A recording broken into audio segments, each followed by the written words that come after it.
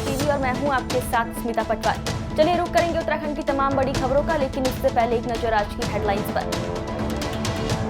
अंकिता भंडारी हत्याकांड मामले में आरोपित पुलकित आर्य का पिता विनोद आर्य पहुंचा वनांतरा रिजॉर्ट, उठे कई सवाल। उत्तर प्रदेश के पूर्व मुख्यमंत्री मुलायम सिंह की बहू और भाजपा नेत्री अर्पणा यादव अपने मायके उत्तरकाशी पहुंची, जहां पूजा अनुष्ठान में हुई शामिल।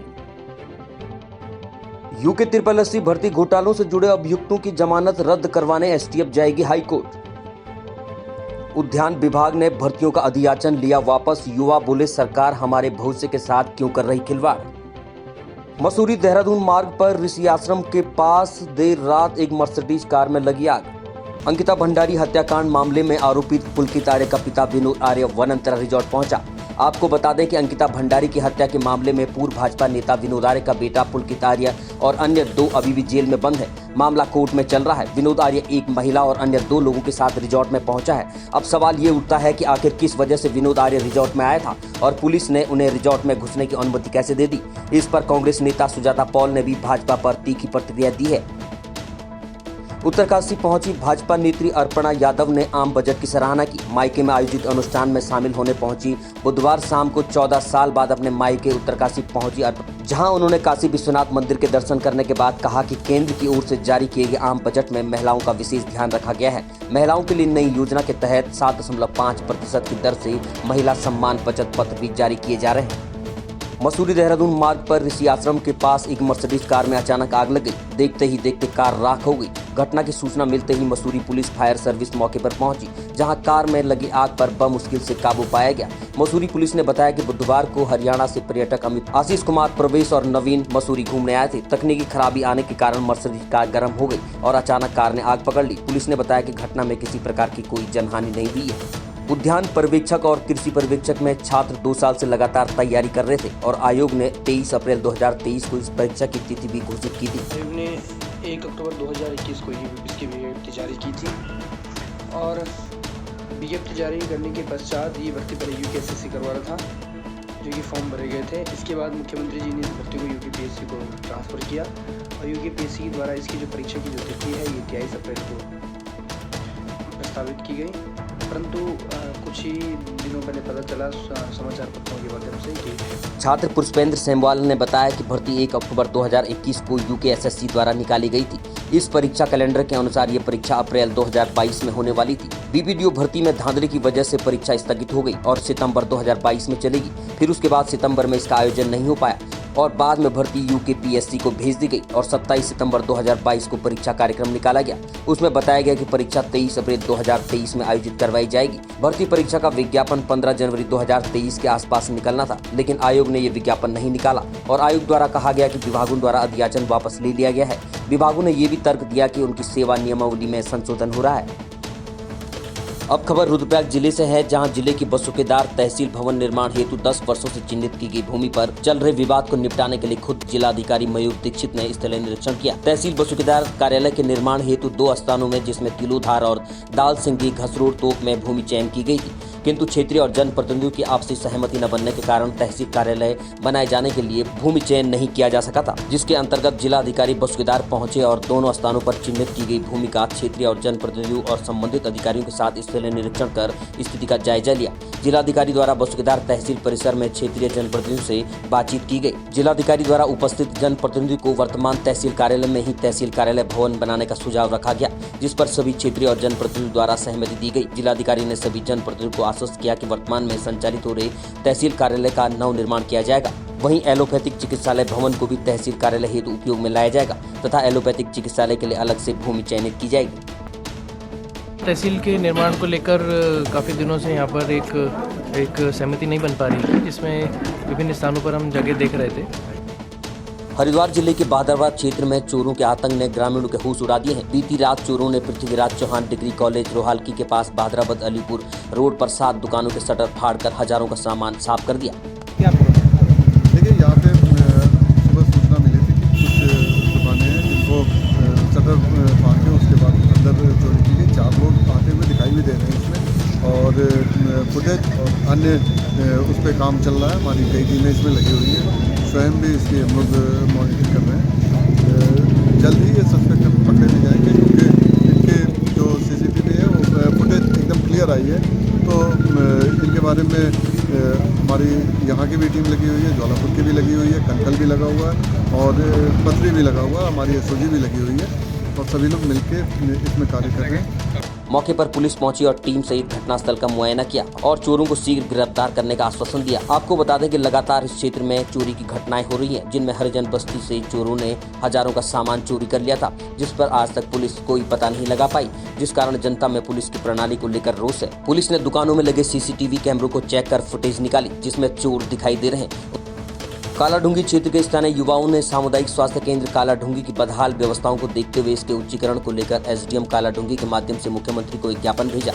ज्ञापन में कालाढूंगी के सरकारी स्वास्थ्य केंद्र में स्टाफ की कमी, 100 बेड का अस्पताल, अल्ट्रासाउंड मशीन सहित कई मांगे की गई। वहीं युवाओं ने कहा कि कालाढूंगी सामूहिक सेंटर एक रेफर सेंटर बन गया है, जहाँ कोई भी मरीज आता है और उसे रेफर कर दिया जाता है। तो काफ़ी दुख महसूस करना पड़ता है और इलाज के लिए हल्द्वानी या बड़े कई शहरों में भागना पड़ता है। यहाँ पर तुरंत इलाज मिलने के लिए हम चाहते हैं कि यहाँ पर एक न्यूरोसर्जन, एक आईसीयू की फैसिलिटीज़ जहाँ पर उपलब्ध हो और नई टेक्निक्स जहाँ पर आए, ताकि जिससे जहाँ की जनता की, जहाँ लगभग 50,000 की आबादी है हमारे इस क्षेत्र में, इस ब्लॉक में, मतलब इस कालाढूंगी क्षेत्र में, और नगर का इकलौता हॉस्पिटल है वो भी सुविधा से वंचित है। और हम चाहते हैं कि सरकार हर बार वायदा करती है और अपने वायदे पर अब अमल हो। अब क्षेत्र की जनता सब एकत्रित होकर जो एक काफ़ी मुद्दा, ये जो हमारा हॉस्पिटल का मुद्दा है, ये काफ़ी टाइम से उठाया जा रहा है और इसके लिए अब क्षेत्र की जनता आगे आ रही है और वो चाहती है कि जल्द से जल्द इस पर कोई निर्णय लिया जाए और जिससे क्षेत्र की जनता इसका लाभ उठा सके। कुछ लोगों ने मुझे ज्ञापन दिया है, जो ये हमारा हॉस्पिटल है यहाँ, उसके उच्चीकरण के रिगार्डिंग इन्होंने दिया है, जिसमें इनके द्वारा ये मांग की गई है कि इसमें हमारे डॉक्टर्स की संख्या बढ़नी चाहिए, हॉस्पिटल में जो बेड की संख्या वो बढ़नी चाहिए। इसके अलावा न्यूरोसर्जन की इन्होंने मांग की है, एक्सरे मशीन, और काफ़ी इनके द्वारा एक ज्ञापन बना के मुझे दिया गया जो माननीय मुख्यमंत्री जी को संबोधित है। मेरे द्वारा इसको जिलाधिकारी महोदय के माध्यम से माननीय मुख्यमंत्री जी तक प्रेषित किया जा रहा है। अल्मोड़ा जिले के रानीखेत विधानसभा के सरदानंद मैदान में ग्रामीण उद्यम वेग विधि परियोजना के और आजीविका मिशन के साथ बिच्छू घास से रेशा, धागा और कपड़ा तैयार करने के लिए रोजगार प्रशिक्षण शिविर लगाया गया। रानीखेत विधायक डॉक्टर प्रमोद नैनवाल ने बताया कि इस प्रशिक्षण शिविर का मुख्य उद्देश्य पहाड़ के उत्पादों का वैज्ञानिक दोहन कर रोजगार पैदा करना है। विभिन्न महिला समूहों को बिच्छू घास से ऑर्गेनिक चाय और रेशे के कपड़े बनाने का प्रशिक्षण दिया जाएगा। टिहरी जिले के थौलदार विकासखंड मुख्यालय में प्रधानों ने फिर से धरना प्रदर्शन किया है। आपको बता दें कि NMS सिस्टम वापस लेने सहित प्रधानमंत्री आवास योजना के पोर्टल को नए रजिस्ट्रेशन हेतु चालू करने की मांग की गई। आपको बता दें कि थौलदार विकासखंड मुख्यालय कंडीसौड़ में आक्रोशित ग्राम प्रधानों ने नारेबाजी करते हुए ताला जड़ दिया। हमारा उद्देश्य है कि उत्तराखंड से पलायन मुक्त हो, और पलायन मुक्त हो तो यहाँ के जो उत्पाद हैं, यहाँ की जो कृषि उपज है, यहाँ की जो औषधियाँ हैं, इनको रोजगार से जोड़ने का। तो हमारे NRLM और REAP की मदद से हमने हमारे पूर्व IAS और प्रधानमंत्री जी के पूर्व सलाहकार आदरणीय भास्कर कुलबे जी से निवेदन किया था कि हमारे क्षेत्र में प्रशिक्षण शिविर खोला जाए, जिससे बिच्छू घास से हमारी ऑर्गेनिक चाय और उसके रेशे से कपड़े बनाने का कार्यक्रम और कुटीर उद्योग शुरू किया जाए। ऐसा उनके सामने प्रस्ताव रखा था। मैं हृदय से आभार व्यक्त करता हूं आदरणीय भास्कर कुलबे जी का, आदरणीय पुरुषोत्तम जी का, जो कि सचिव हैं उत्तराखंड सरकार में। आपने हमारे प्रस्ताव को गंभीरता से लिया और यहाँ पर ये कार्यक्रम शुरू किया है। बहुत जल्दी ये यहाँ की महिला समूह को, यहाँ की माता शक्ति को प्रशिक्षण दिया जाएगा ऑर्गेनिक चाय बनाने का और कपड़े बनाने का। अभी पहले चरण में 7 दिन का प्रशिक्षण दिया जाएगा। उसके बाद जो रेशा निकालना, फिर रेशे से कपड़ा बनाना, फिर उसको संशोधन करना, वो फिर उसके अलग से प्रोग्राम बनेगा। बंदरों का आतंक पहाड़ों में चरम पर है। आपको बता दें कि पिछले दिनों पहाड़ टीवी द्वारा बंदरों के आतंक की खबर दिखाई गई थी, जिसमें एक युवक द्वारा उसकी मां और स्वयं बंदरों पर हमला करने की बात कही गई थी। वहीं अब उसी युवक की बुजुर्ग मां पर बंदरों ने हमला कर दिया है। खबर बागेश्वर के गरुड़ से है, जहां बंदर अब इंसानों पर भी हमला करने लगे हैं। और हमार दर्शनी गांव में इदू पेड़ हैगी, कोई नहीं काटना, यश कोणो की बहुत दिन है ये पेड़ चाहिए हमको, और उनको ला कटवा दो। मेरा हाथ जोड़ पे बिनती छू, ये पेड़ वाला है इना घर में नोटिस भेजो और तब ये पेड़ काटा। सरकार तो तुली जा बोली पेड़ को, यूँ तो काटन से न तन। मेरा हाथ जोड़ पे बिनती छू, बोटू को कटे दो बस। ये बोटू व्हील बानर ये बोटू व्हील बानर होनी हमारे गाँव में ज्यादा तहलका होगा बोटू। बानर यूदू होनी या बोटू हुई लोनी मारन लगाया बोट में न जानी और हमारे नंके नंगे काटनी आ ये हमारे महिला ये बुजुर्ग छुयो काट कूट के ठीक कर रखो है ना ये आदिम छू ना ये के छू गरीब बिचार छुयो हैं आप ईदू डबल कहाँ पे होनी है पार टाँक लगो हो आ ये चल छू लोग घर बैठ रहो सरकार तो पूरा मुआवजा दो बोलिए या इलाज को करूँ। सर ऐसा हुआ सुबह कुछ बंदरों ने यहाँ पर 10-12 बंदर थे, माँ कपड़े धो रही थी तो उनके सर के ऊपर बैठे और उनके अंगुली में कम से कम 10 से 12 टाँके लग चुके हैं, नीचे गिर चुकी थी और पीठ में लगा रखा है और उनके चेहरे पे भी नाखून लगा रखे हैं। वो तो हम 10-12 लोग गांव के आके बाल उनकी जान बचाई। मैं मीडिया के माध्यम से पहले भी ये खबर दे चुका हूँ और गवर्नमेंट इस खबर का कोई सुझाव नहीं है अभी तक। वोट लेने तो गवर्नमेंट घर पर आ रही है और जैसी वन विभाग है वो लोग घर पर और चीज़ के लिए सब चीज़ आ रहे हैं और उसके बाद ये नहीं देख रहे कि उन किसी के घर की हालत क्या है। यहाँ बुजुर्ग महिलाएं हैं, औरतें हैं, बच्चे हैं, कोई भी है, मतलब वो किसी को नहीं पूछ रहे हैं। कोई बाई चांस बाहर सब्जी लेने जा रहा है, कुछ भी लेने जा रहा है, अपने घर का राशन लेने जा रहा है, उनको फाड़ दे रहे हैं, उनके थैले फाड़ दे रहे हैं। बाई चांस इसमें किसी की जैसी आज मेरी माँ के साथ हुआ है, दोबारा हो गया। मैं पहले भी एक बार चेतावनी दे चुका हूँ इसी पहाड़ टीवी के माध्यम से, तो मैंने कहा ये फिर भी उसके बाद कोई सुनजांग नहीं। कम से कम 20 से 24 दिन हो गए पहले मेरे पास दोबारा आज हमला हुआ। आज तो माँ के 10 से 12 टाँके लगे हुए हैं और गवर्नमेंट इसका क्या सुझाव देगी? हम क्या करें? हम तो कुछ नहीं करते हैं। गवर्नमेंट का है, वोट के लिए तो गवर्नमेंट आती है, तो इसकी जो समस्या है कौन निकालेगा? ये गवर्नमेंट हमको बताएं या गवर्नमेंट निकाले। और घर के आगे बागे इतनी झाड़ियाँ हैं, पेड़ हैं, काटना हमको अलाउ नहीं है, तो कौन काटेगा? गवर्नमेंट ही करेगी ना इसको।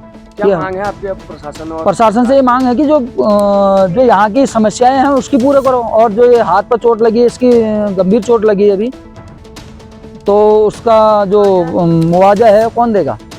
वन विभाग दे या गवर्नमेंट दे? किसी को देना ही पड़ेगा। आज हम पर किया, कल किसी और पर किया। ये आज तक के मतलब ये पहाड़ टीवी के माध्यम से पहले भी दे चुका हूँ। तो गवर्नमेंट तो कौन चाह रही है? कोई भी गवर्नमेंट है, सब भ्रष्ट गवर्नमेंट है, कोई कुछ करना नहीं चाहती है। बस इनको अपना चाहिए, वोट चाहिए। वोट के लिए हाथ पांव जोड़ने यहाँ आते हैं, उसके बाद किसी के घर पे नहीं जाते हैं। मतलब भी नहीं हुआ किसी के घर पे जाने का।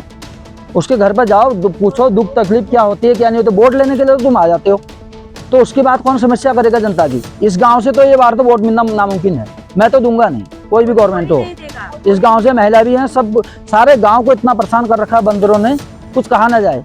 बच्चे हैं, बूढ़े हैं, स्कूल भी नहीं पहुंचा सकते बंदर। कुछ उनका बैग जा रहा है तो उसको छीन ले रहे हैं। परसों हमारे गांव पर 3-4 जगह हादसा हो चुके हैं, मतलब काटने की खबरें आ चुकी हैं, फिर भी कोई प्रशासन नहीं ले रहा है। कौन लेगा? प्रशासन से पूछना था कि इसकी जिम्मेदारी कौन रहेगा? उत्तराखंड की तमाम बड़ी खबरों में फिलहाल इतना ही। बाकी खबरों के लिए देखते रहिए पहाड़ टीवी। नमस्कार।